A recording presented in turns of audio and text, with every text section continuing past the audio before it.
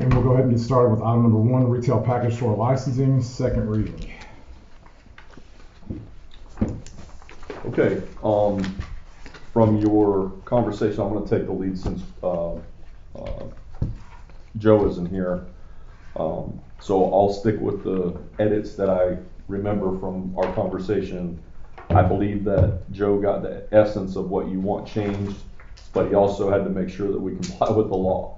So Alan can certainly weigh in on the law side of that, but I'll cover basically that. So the one that says revised draft that I handed out to you will have all of the edits that were highlighted or that were addressed. And I'm going to go page by page real quick with my notes from the meeting, so it'll be helpful. So you wanted to remove the not-for-profit organizations and sponsored by any organization, I believe was the essence of what the board wanted overall. There are some law implications to that, I think, that Joe was trying to explain to me. Not being a lawyer, I don't know that I can do justice to it, but you still have to comply with the laws of Tennessee for serving alcohol, basically. Basically what we're saying is, in order to apply for a special event permit, you're going to have to have already been a licensed person. In other words, it can't be used by somebody that wants to Like a throw a resident. huge Right. Super Bowl party. Right. And that's basically what he explained, so. So that was the essence of that change.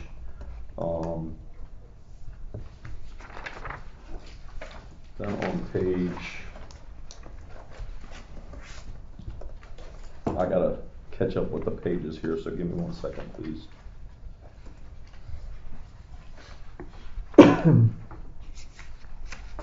(8309)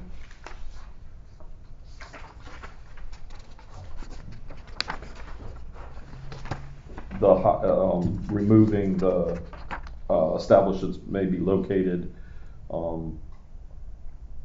that drew quite a bit of conversation from the board. The collective for that, though, was basically talking about businesses and then changing the distance from 300 to 200 feet, measuring building to building, basically. So that was what the highlighted area shows, is your collective will to do that. Is that accurate? Mm-hmm. Okay, I wanted to make sure, because I know we were talking a lot about that and it was moving pretty quick.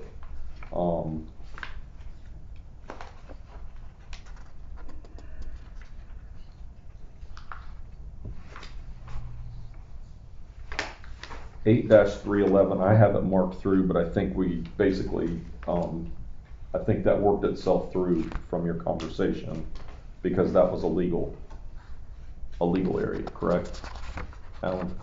311. Yeah, 8-311, sales for consumption on premises. He just moved 312 up to 311 because we took What we're 311 saying out. is that the beer store Right. cannot sell. Oh, there were no limitations, I'm sorry. 8-311 got moved out because you all said you didn't want limitations on number of retailers. They didn't want to put a limitation. Okay. Like you said, it just says it has to be somebody that has a license, is what we're saying. As far as the limitation of number of licenses, I don't. That was done away with. That's why 311. Yeah, 8-311 was And done then away we with. got- 312 rolled up. Thank It you. rolled up 312 into 311. So we just struck. We struck 311, and now 311 is actually 312. It renumbered to 315 still though. So actually it should be 314 as the final number on that document. Okay. And then it would simply say there is no limitation on the number of licenses. No, it doesn't say anything. It was just It's stricken. silent. Just left. It was stricken, yes. Okay.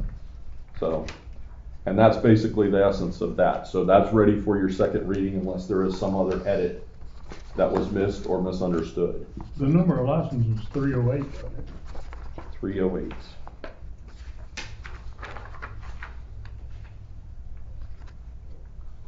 Well, No. that's not the total number, it's just saying you yourself couldn't have more than one.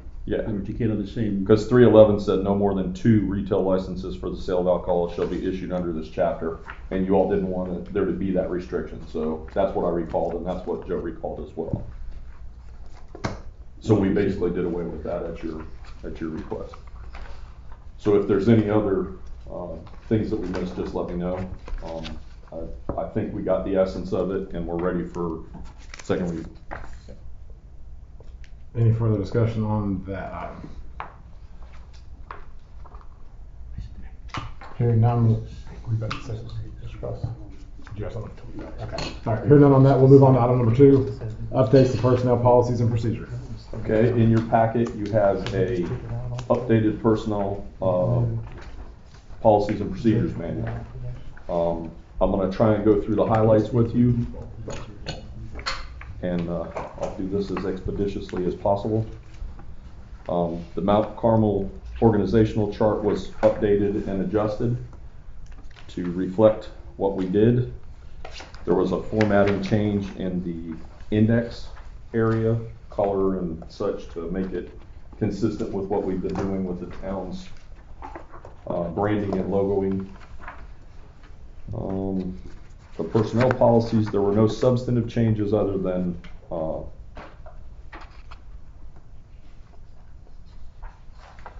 formatting. Sorry. Under 1.4 administration, the town administrator and the assistant town administrator have been defined under this administration section. Kind of talks about what that is and what it looks like.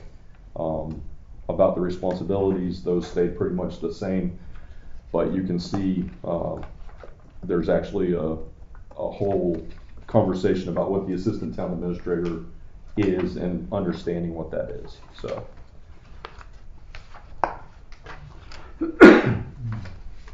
No substantive changes in section 2, the hiring procedures. Section 3 is where we adjusted for the pay plan and the performance appraisal process and all those things. There were some adjustments made there. I would ask that you take a look at that.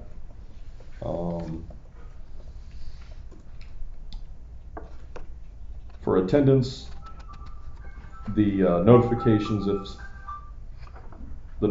if somebody is going to be absent or those types of things, we've put some criteria in there so we can plan or deal with it. So we're looking for a notification within 30 minutes of arrival time and those types of things.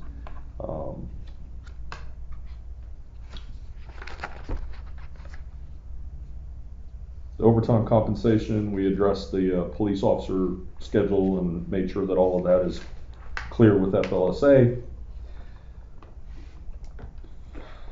Section 4 leave policy. So in moving to a more consistent, instead of having funny year breaks, we basically broke it into 5. So years of service from 1 to 5 gets this, 6 to 10 gets this, 11 to 15 gets that, 16 to 20 gets that, and 20 plus gets the other. So the numbers have changed slightly. The other thing is there was a rule that came out where the PD week hours, because they work more hours, their accrual is adjusted accordingly by law. So that has to happen. So one thing I want to ask. Years ago, we used to have people turn in their vacation days for pay. Can they still do that? they can still do that. We actually even expanded it. So instead of it being, it turn back in up to 40 hours, now they can turn back in up to 80 hours. It still requires us to approve that process, but we're going to expect people to use their vacation too. I mean, that's the other part of it. The other thing that they can do with their vacation is they can transfer it to sick leave. They can convert it to sick leave. Okay. And then that will benefit them at retirement time as well. It'll allow them to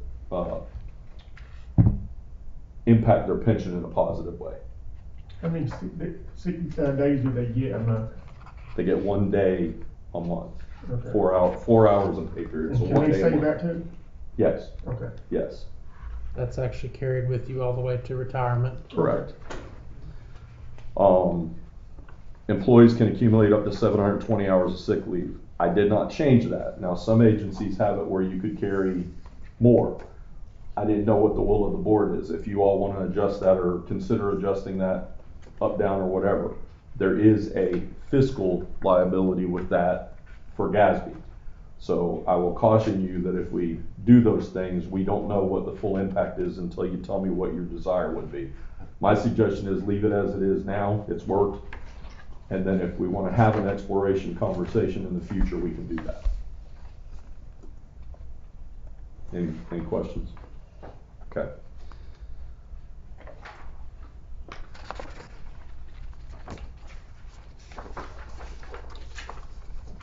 The holiday leave, we recommend that we add 2 federal holidays that impact our post office being shut down when City Hall is still open.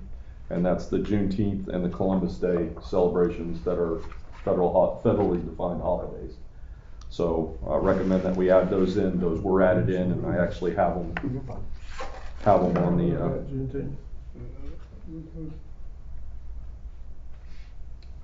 Well, the post office is closed that day, and it created some chaos because we're open, they're not, and it rubs things. So we're trying to get to a better place there. So that's in the future, should federal holidays change or ones be added, we'll try to update those as we go along. We would come back to you and say, hey, the federal holidays have changed. I know there's been discussion about Patriots Day, September 11th, and some of those things. So I prefer Patriots Day to head of Juneteenth myself. Well, y'all can have the discussion and take whatever policy decision you make, but it is a federal holiday as of now. So I'm gonna stick with what I said is for consistency reasons. I recommend that we mirror that. So, no other substantive changes till we get to the pay plan. And basically the pay plan is added as an appendix C in the back of the book. So that way, the employees will all understand and know what their pay plan looks like and what that is. So, I threw the highlights at you. I encourage you to kind of take a look at it and see if there's anything that gives you heartburn or concern and you want to talk more. Please don't hesitate to reach out to me. I will not be available though for the next 9 days because I'm going to be gone. But Tyler is just as familiar as I am with this and he can answer questions. I will have limited availability via telephone or email. So if you need something, don't hesitate to ask. Any questions? All right, Mayor. All right, so we're gonna move that on to just for the record, just so we're kind of clear across the board too. I just looked it up. Juneteenth is recognized as a state holiday as well. Okay. So that's consistent both federally and state. Okay. I understand there might be feelings about that, but just if we're going to look at it for consistency, it is both recognized as federally and with state. Okay. So we'll move on to item number 3, resolution for CDBG grant for the fire truck. So this is an additional resolution that the state is requiring us to pass to show that we have approved funding for the fire truck. It's just an administrative step to take. It's no additional funding. It's what you've already approved in the budget. It's just an additional documentation to move that process along with the state to get the money for the fire truck. I will tell you the fire chief and another member of the fire department went to North Dakota to look at a truck. It's fairly certain that that truck might be the one that's chosen based on the bidding and everything. So they have been making preparations for that, and we plan to move forward with that as quickly as we can after July 1st. And how much will it be for us? I forgot to write it down there. I believe the town is on the hook for around $80,000 to match, and then we added an additional $20,000. What transportation? Yeah. Okay. Any further discussion on the CDBG grant? I'll try one more time. If not, then we'll move on to item number 4, surplus items. So with the changing of the boardroom, there's some chairs and a few things that we might look at, especially the chairs that we used to have in here, to surplus those through Gov Deals. We have a couple of interested parties and already wanting to look at bidding on those when they come available. we're gonna keep the other black chairs and tables in case we have a training event or a teaching opportunity. But as far as the chairs go, we're gonna try to surplus those. And then there's, I think, a metal detector in the storage room here that we're looking at maybe surplusing. So we're gonna bring you a recommendation on a few of those items to surplus through Gov Deals. This is in direct response to the fact that we got rid of a press from the utility plant without bringing it before the board. You won't see that happen under this administration for you. So anytime that we are considering it, it doesn't matter how big or small the item is, we're gonna bring it before the board so you all are aware. Because I think that's the right way to go, so. Would that be the chairs for the testing? I know you're talking about chairs that was outside, no, that what they're sitting on. It was the Burgundy chairs that were at The chairs that you Okay. all sat at Okay, the dais with the red chairs, the ones that are in my office yes, now. okay. So.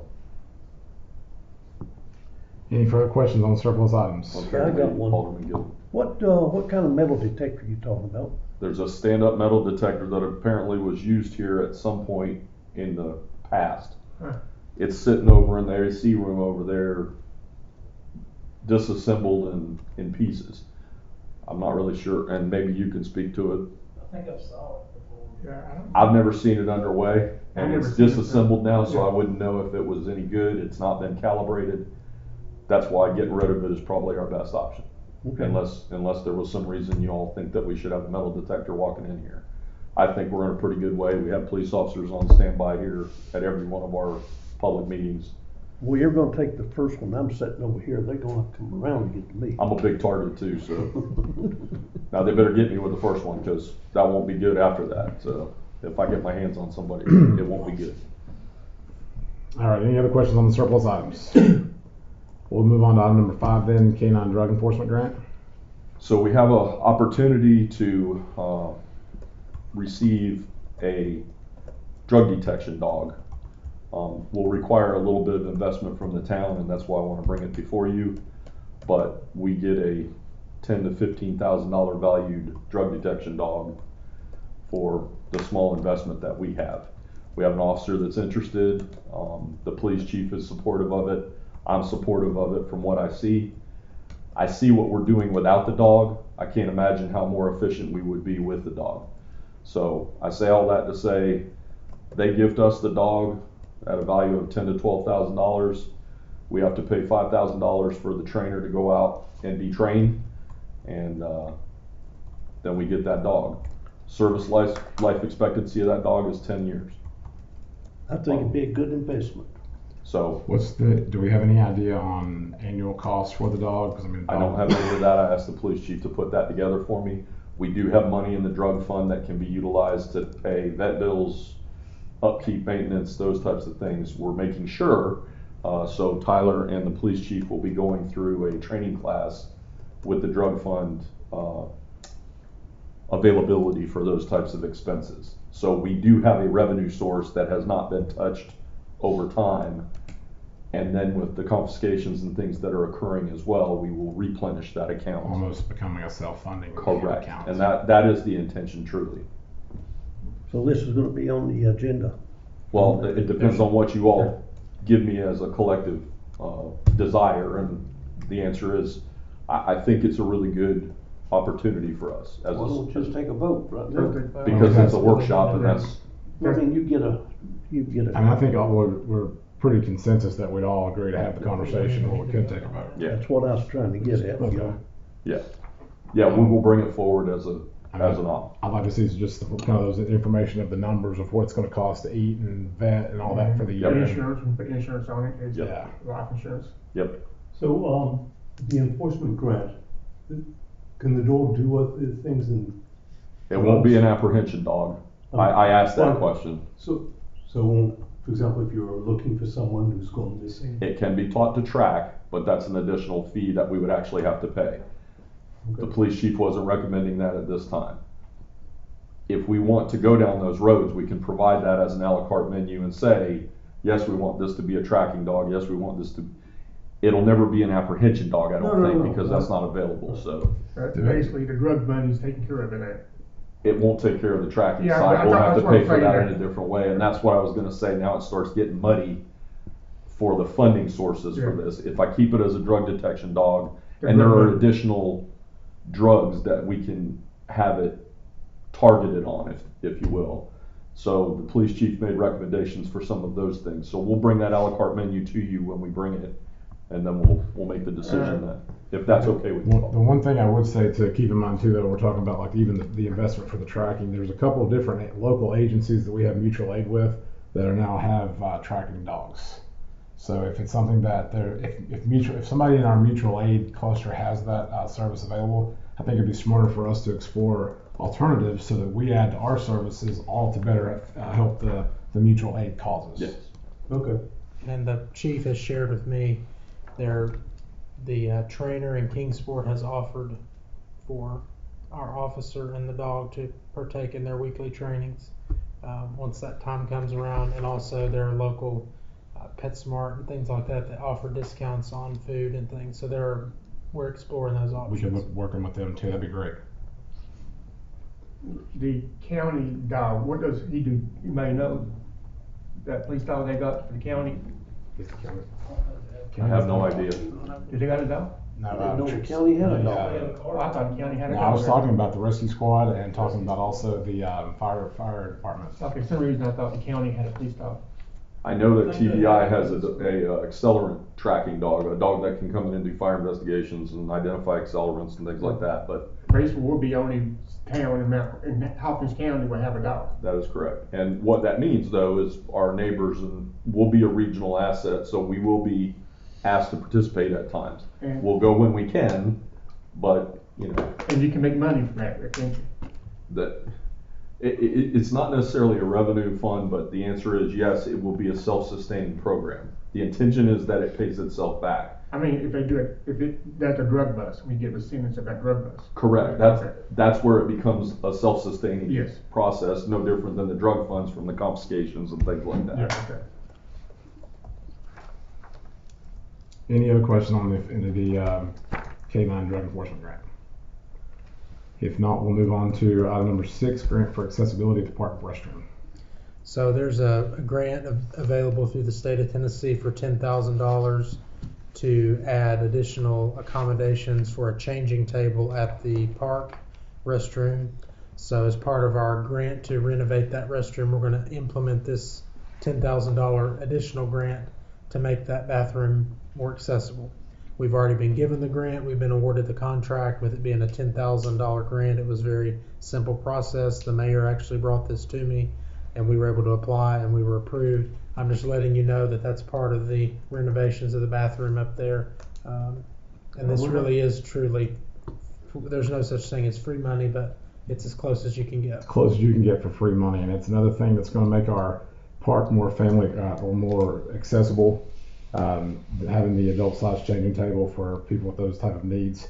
There's other, if you wanted to see what one looks like at the Miracle Park in Kingsport, they have one there that you can go by and take a look at. It doesn't take up very much space at all, but does just continue to provide more accessibility at our park. And while we're doing the renovations, I thought that would be just a great time to go ahead and take advantage of this, as Tyler said, free money from the state. It's 100% reimbursable grant. Are we planning on tearing them down, rebuilding them, or just remodeling them now? I don't know about that. For right now, we're just more talking about just the grant aspect of it, but for the long-term plan, I think You Tyler's can always probably, take that down and put it into the new one. well, it would go in just in the new one. I mean, I don't think we would put it in the existing. Okay. The initial discussion on the LPRF grant for the park right now is to rebuild the pavilion, keep the slab but rebuild the pavilion, and then keep the building of the restroom but redo the inside completely. Okay. But that could change. We're still in the very early stages. Okay. The engineering side, Yep. which is where all that. Would we expect to break ground on that before summer's over? We're still in engineering right now. So that would be a stretch to say. Yeah, but Yes. I've given them a completion deadline of hopefully June 30th, 26. Okay. Any other discussion on that? What's the weight limit on the changing tables for adults and children, or just for children? That's for adults. For It's adults. adult size changing table. Okay. So it's a Weight rated for adult. Yeah. but not bariatric, Right. is my guess. Yeah, so it's through the Department of Intellectual Disabilities. Is that what it's called now? Right. TNDID, I believe. I don't remember But exactly. yeah, it's through them, so it's for adult. Okay. All right, so we'll move on to item number 7, Main Street TAP grant discussion. So this is a thing I spoke with the mayor about, the Main Street grant for the sidewalk and I don't recall what it's called, but we're in a place where I think we need to slow down and we don't have enough time to get done what needs to get done for that grant. So I would like us to consider deferring that particular grant and reapply in the future. Some of the deliverables on that, and I'll just tell you, the way that this came to us was somebody solicited on our behalf with the hope that they would manage the contract from their company or whatever. Oh, okay. And I can't, in good conscience, I can't recommend that to you because I don't think that's the right way to go. So I'm bringing it forward where I want to have a more thoughtful discussion about how we pursue that and stay above the fray. And we need a plan anyway, though. We don't really have a plan. So some of the discussion point for where that goes and how we would have to displace right of way and those types of things brought concern to me just from the general engineering side of it. It's nothing that couldn't be done, but it's not something that can be done in short order. And there are deliverables that they're asking for from us right now, which we can't deliver. And that troubles me, so I would rather not be in a position of being unsuccessful. I would rather us plan and act upon a plan. So that's why I bring that to you. Is there any negative implication of defaulting on that grant? I can't tell you yes or no with 100% certainty. I don't believe that there's any punitive nature of it because we're making a thoughtful decision. So I think the way we present that back to them, it puts us in a better place than us trying to struggle, failing, and not delivering on the project. We won't ever get grant that way, is my opinion. I agree with that. And to speak to the financial side, this is not something that was on our radar for budgeting. It was not budgeted for next year, and it's probably looking about $600,000 of investment from the town. Wow. Okay. Is that the grant through City of Kingsport for their Greenbelt expansion? Yes. Is that supposed to go down to their underneath the Rebel Trestle on Main Street? I guess. It was supposed to go from. It's supposed to go- limits. So it's supposed to go towards Independence first, from here basically to Independence on our side. Mm-hmm. And then the future project was to go the other direction where the stage is and all that. And that's where some of the real rub comes because the right of way doesn't exist wide enough to do what you need to do for the sidewalk Right. or the greenbelt. So, Yeah, okay. It's supposed to hook up to future Greenbelt. correct. And that could be another 30, 40 years. Well, I don't know about that, but I don't want to put the cart before the horse Yeah. is my thing, and I don't want to spend money that wasn't planned for. So that's why I want to bring this to you all as a collective body to see what your desire is, where you want to go with this. I agree with the fact that we don't want to stretch ourselves too thin. I know we're doing a lot of capital projects this year in the budget already. I know we don't want to go back into general fund for $600,000 for this type of project. I think that the idea of if we're able to kind of just say that we're going to come back to it another time and we might be a better fit for us, I agree that would look a whole lot better than, like you said, starting a project, not completing it, or having a half completed project. So I think that would be the best direction for us to go is to just, thank you TDOT for the grant. We're not able to complete it right now, but keep us in mind for future projects. Perfect. I will take care of that.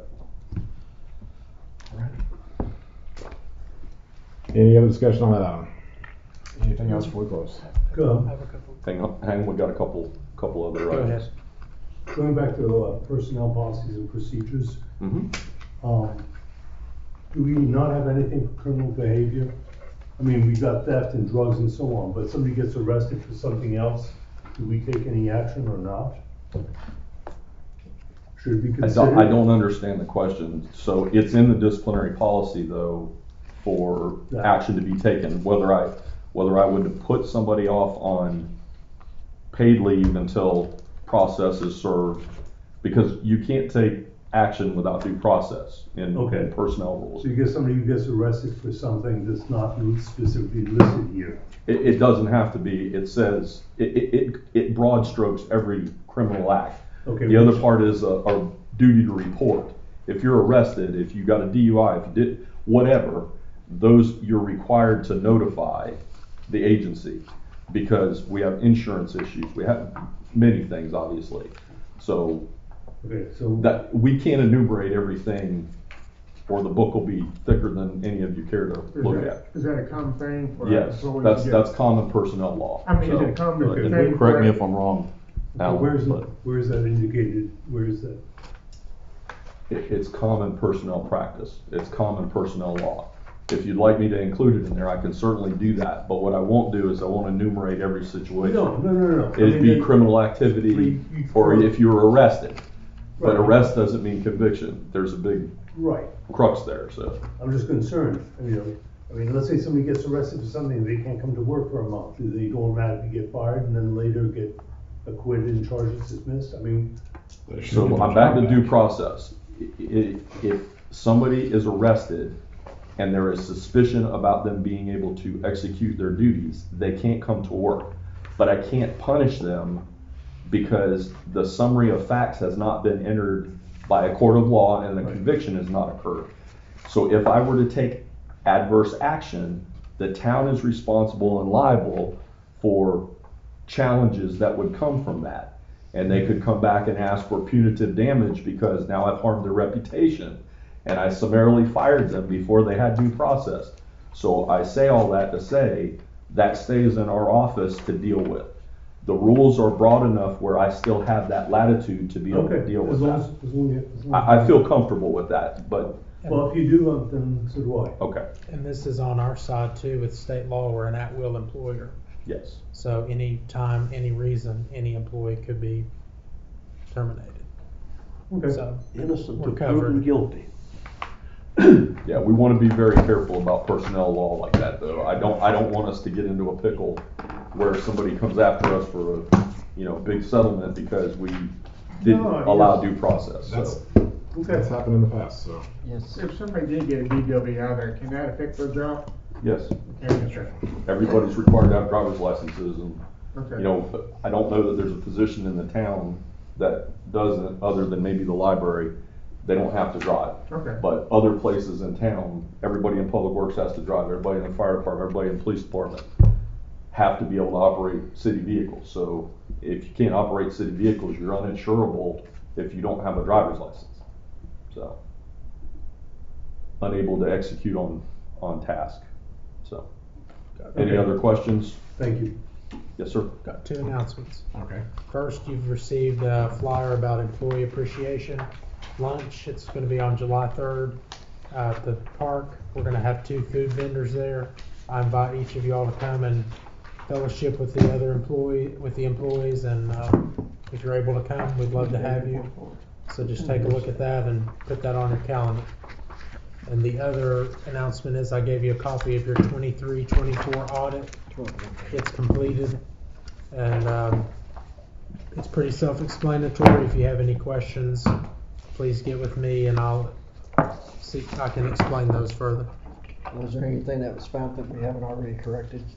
No, everything that was a finding was either repeated from the prior 22-23 or is correctable in the future. And I had a very frank conversation with the auditor about that, and they assured me every finding that was from 23-24, which was before either one of us was here, is able to be fixed, and they are seeing progress of that already.